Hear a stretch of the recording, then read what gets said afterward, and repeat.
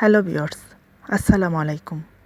Welcome to history house M24SK চ্যানেলে আপনাদের জানাই সাদর আমন্ত্রণ। আশা করি আপনারা সবাই ভালো আছেন। আজ আপনাদের জন্য নিয়ে এসেছি বিন্দু বিন্দু ভালোবাসা পর্ব 15। আশা করি গল্পটি আপনাদের ভালো লাগবে। যদি ভালো লাগে তাহলে লাইক, কমেন্ট এবং শেয়ার করে আমাদের সাথে থাকুন। আর আপনাদের মাঝে অনেকে আছেন ভিডিও দেখেন অথচ সাবস্ক্রাইব করেন না। প্লিজ সাবস্ক্রাইব করে আমাদের সাথে থাকুন। আপনাদের একটা সাবস্ক্রাইব আমাদেরকে অনেক সাহায্য করে। তাহলে চলুন শুরু করা যাক আজকের পর্ব। সোহেল আসার সময় শাহেদ আর সিয়ামকে নিয়ে এসেছে।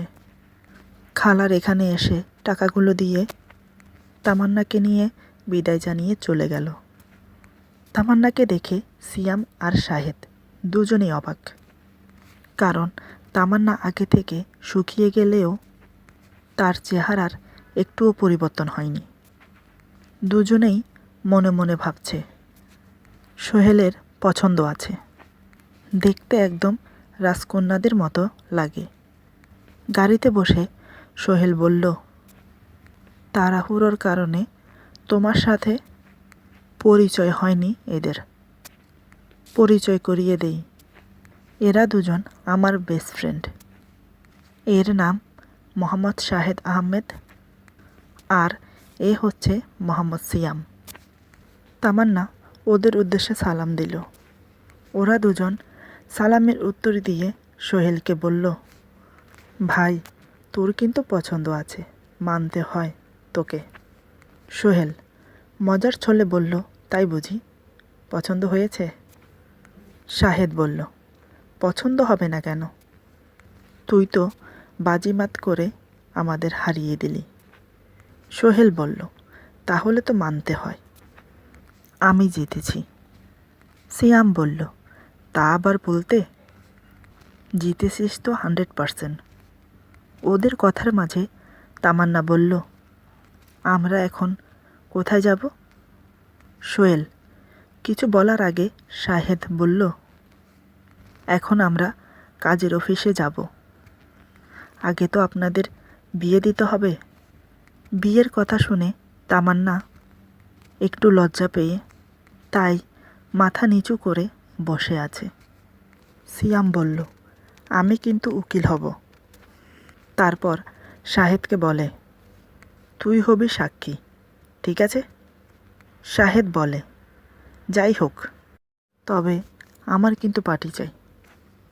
সোহেল বলল, যা চাইবি তাই হবে। আগে তো বিয়েটা ঠিকঠাকভাবে হতে দে, তারপর না হয় পার্টি দেব। তারপর ওরা একসময় কাজের অফিসে পৌঁছে গেল। ঠিকঠাকভাবে বিয়ে হয়ে যাওয়ার পর বাড়ির দিকে রওনা দিল। পথে সিয়াম আর শাহেদ নেমে পড়ল বাড়ি যাবে বলে। ওদের বিদায় জানিয়ে বাড়ি আসতে প্রায় আধা ঘন্টা লেগে গেল। রাত তখন 9:30। তামান্নাকে নিয়ে গাড়ি থেকে নামার সময় রহিমা দেখে বড় মাকে বলতে যায়। রাইসা বেগম শুনে বাহিরে বেরিয়ে এলেন। বাড়ির মেন ডোরের সামনে দাঁড়িয়ে ছিল তামান্না। সোহেল তখন গাড়ি থেকে ব্যাগ বের করে যেই না তামান্নাকে নিয়ে প্রবেশ করার জন্য এগোলো, ঠিক তখনই রাইসা বেগম বললেন, দাঁড়াও ওখানে। মায়ের কথা মতো দাঁড়িয়ে গেল। রাইসা বেগম সোহেলের উদ্দেশ্যে বলল, এই মেয়ে এখানে কেন এসেছে? আমি তোকে বারণ করেছি না এর কাছে না যেতে? তারপরও তুই ওকে এই বাড়িতে নিয়ে এলি। এটা কোনো কোঠাঘর নয়, ভদ্র ফ্যামিলির বাড়ি। তাই এখানে কোনো পতিতার জায়গা হতে পারে না। এখনই বের করে দে একে। আমি ওর চেহারা দেখতে চাই না। তামান্না মাথা নিচু করে দাঁড়িয়ে আছে। রাইসা বেগমের কথাগুলো খুব আঘাত দিচ্ছে ওকে। তারপরেও চুপচাপ সহ করে যাচ্ছে। এতক্ষণ মায়ের কথা শুনে যাচ্ছিল, কোনো প্রতি উত্তর করেনি। এখন যখন মা চুপ করে গেল, তখন সোহেল বলল, ওর এই বাড়িতে অধিকার আছে, কারণ তামান্না আমার বিবাহিতা স্ত্রী। আজ আমাদের বিয়ে হয়েছে, তাই আমার মতো সমান অধিকার আছে এই বাড়িতে। জানি আমি অন্যায় করেছি, তোমাদের না জানিয়ে বিয়ে করে, তার জন্য আমাকে ক্ষমা করে দাও। এই বলে সোহেল হাত জোর করে মায়ের কাছে ক্ষমা চায়। সোহেলের মুখে বিয়ের কথা শুনে রাইসা বেগম যেন আসমান থেকে পড়ল। এই কি বলছে সোহেল? ও তামান্নাকে বিয়ে করে ফেলেছে? তিনি মনে মনে বলতে থাকে, এই মেয়েটা আমার ছেলের মাথা খেয়েছে, তা না হলে আমার ছেলে আমার অবাধ্য হতো না। প্রচণ্ড রাগ হতে লাগলো তামান্নার প্রতি, কিন্তু সেটাকে দমন করে চোয়াল শক্ত করে গম্ভীর গলায় বলল, আমি জানি তোর মাথাটা ওই মেয়েটা চিবিয়ে চিবিয়ে খেয়েছে, তা না হলে একবার অন্তত আমাদের কথা ভাবতিস। কিন্তু আমি বেঁচে থাকতে কখনোই ওই মেয়েকে মেনে নেব না, যত কিছু হয়ে যাক। আর এই বাড়ি আমার স্বামীর, তাই এই বাড়িতে আমি, আমার স্বামী আর আমার ছেলে থাকবে। আর কোনো বাজারের মেয়ের এখানে জায়গা হবে না। তারপর সোহেলকে উদ্দেশ্য করে বলল, ওকে যেখান থেকে নিয়ে এসেছিস সেখানে ছেড়ে দিয়ে আয়। মায়ের কথা শুনে সোহেল অবাক হয়ে গেল। তারপরও স্বাভাবিক হয়ে বলল, মা, তোমাদের প্রতি যেমন আমার দায়িত্ব আছে, ঠিক তেমনই তামান্নার প্রতিও আছে, কারণ সে এখন বাহিরের কেউ নয়, আমার বিবাহিত স্ত্রী। যেখানে ওর জায়গা হবে না সেখানে আমি আর থাকব না। এই বলে তামান্নাকে নিয়ে সোহেল ওইখান থেকে বেরিয়ে গেল। রাইসা বেগম কিছু বলবে, সেই সুযোগটা সোহেল দিল না। তাই রাইসা বেগম ফ্যাল করে তাকিয়ে আছে। গাড়িতে কেউ কোনো কথা বলল না। সোহেল জানতো এমন কিছু একটা হবে, তাই আগে থেকে সব ব্যবস্থা করে রেখেছে।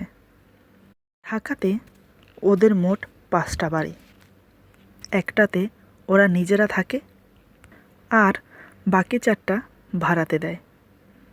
ভাগ্যিস গত মাসে একজন বাড়ি ছেড়ে দিয়েছে, তাই আজ তামান্নাকে নিয়ে সেখানে উঠবে। আগে থেকেই ঘর দোর ভালো করে পরিষ্কার করে সাজিয়ে রেখেছে। আর তামান্নার জন্য সারপ্রাইজ দেবে বলে সব কিছু আয়োজন করেছে ওর বন্ধুদের সাথে মিলে। এমনকি নানান রকমের ফুল দিয়ে বাসর ঘর সাজানো হয়েছে। যদিও আজ রাইসা বেগম মেনে নিত, তারপরও রাতে ওরা এখানে আসতো। গাড়ি থেকে নেমে সোহেল দরজা খুলল। তামান্না জিজ্ঞেস করল, এটা কার ঘর? সোহেল বলল, এটা আমাদের আরেকটা বাড়ি, এরকম আরও 3টা আছে। নিজের বাড়ি শুনে তামান্না সোফায় বসে পড়ল। সোহেল পাশে বসে বলল, কি হয়েছে? তোমাকে খুব ক্লান্ত দেখাচ্ছে। তামান্না এবার অশ্রু ভরা চোখে সোহেলের দিকে তাকিয়ে বলল, তুমি কিন্তু কাজটা ভালো করনি। মা বাবাকে না জানিয়ে আমাকে বিয়ে করেছো কেন? আমি তেমনটা চাইনি। মা বাবার দোয়া যদি আমাদের সাথে না থাকে, তাহলে আমরা কোনো দিনও সুখী হতে পারবো না। মা বাবা তোমার এই আচরণে খুব কষ্ট পেয়েছে। কেন করলে এমন তুমি? সোহেল বলল, আমি তার জন্য ক্ষমা চাইছি। এছাড়া আমার আর কোনো উপায় ছিল না। বাবা রাজি ছিল, কিন্তু মা, তিনি কোনোভাবেই মানতে রাজি না। আমার জন্য তোমাকে কতগুলো বাজে কথা শুনতে হয়েছে, তার জন্য আমি আবার ক্ষমা চাইছি। আর দেখবে, একদিন মা ঠিকই মেনে নেবে। তুমি কোনো চিন্তা করো না। আজকের রাত আমাদের জন্য খুব ইম্পর্ট্যান্ট, তাই দয়া করে রাতটা নষ্ট করো না। তামান্নার চোখের পানি মুছে দিয়ে কানের কাছে মুখ নিয়ে বলে, আজ রাত আমাদের বাসর রাত, তাই একটি মুহূর্ত মিস করতে চাই না। তোমার জন্য উপরে সারপ্রাইজ ওয়েট করছে, চলো দেখবে। এই বলে তামান্নার হাত ধরে দোতলায় নিয়ে গেল। দোতলায় ওঠার সিঁড়িতে ফুলের সাথে বেলুন লাগানো ছিল। বেলুনগুলোর ভেতরে বিভিন্ন কালারের লাইট জ্বলছিল, আর সিঁড়িতে গোলাপের পাপড়ি বিছানো ছিল। সেগুলোর উপর দিয়ে তামান্না হেঁটে দোতলায় উঠল। পাশে একটা রশি ঝুলানো ছিল, সেটা ধরে টান মারতেই তামান্নার মাথায় ফুলের পাপড়ি পড়তে থাকে। তামান্না তো অনেক খুশি, তাই সোহেলকে বলল, এগুলো সব আমার জন্য? সোহেল বলল, হ্যাঁ, তোমার জন্য। আরও আছে, চলো। এবার তামান্নাকে নিয়ে বাসর সাজানো রুমটার সামনে এসে দাঁড়ালো। লাইট অন করতেই তামান্নার চোখ ছানা বড়া হয়ে গেল। চোখ বড় বড় করে অবাক দৃষ্টিতে তাকিয়ে আছে। এত সুন্দর করে পুরো রুমটা সাজানো হয়েছে, যা বলে বোঝানো যাবে না। চারিপাশে ক্যান্ডেল জ্বালানো, নানান রকমের ফুল দিয়ে দেয়ালে ডিজাইন করা হয়েছে। কোথাও লাভ, কোথাও আবার ফুলের তোড়া। আর সবচাইতে বেশি সুন্দর হয়েছে খাট সাজানোটা। অনেক রকমের ফুল দিয়ে মালা গেঁথে লম্বা লম্বা করে ঝুলিয়ে দেওয়া হয়েছে। বড় বড় 4টা ফুলের তোড়া খাটের 4 কোণায় দেওয়া হয়েছে। এক প্রকার বলতে গেলে অসাধারণ লাগছে। তামান্না দেখে তো খুব খুশি। সে ভাবতেই পারছে না সোহেলের সাথে এই ঘরে তার বাসর হবে। তামান্না কিছু বলছে না দেখে সোহেল বলল, পছন্দ হয়েছে? তামান্না এক প্রকার লাফিয়ে বলল, হ্যাঁ, খুব খুব পছন্দ হয়েছে। আমার তো বিশ্বাস হচ্ছে না, আল্লাহ আমার কপালে এত সুখ লিখেছেন। সোহেল বলল, সারপ্রাইজ এখনও শেষ হয়নি, তোমার জন্য গিফট আছে। তামান্না বলল, আমার গিফট আমি পেয়ে গেছি, আমার আর কিছু লাগবে না। সোহেল বলল, এখনও তো দেখোইনি, পেলে কোথায়? তামান্না বলল, এই যে তুমি, যা আল্লাহ আমাকে দিয়েছে, এর চেয়ে বড় গিফট কি হতে পারে? সোহেল বলল, তাই বুঝি? এখন যাও, ফ্রেশ হয়ে নাও।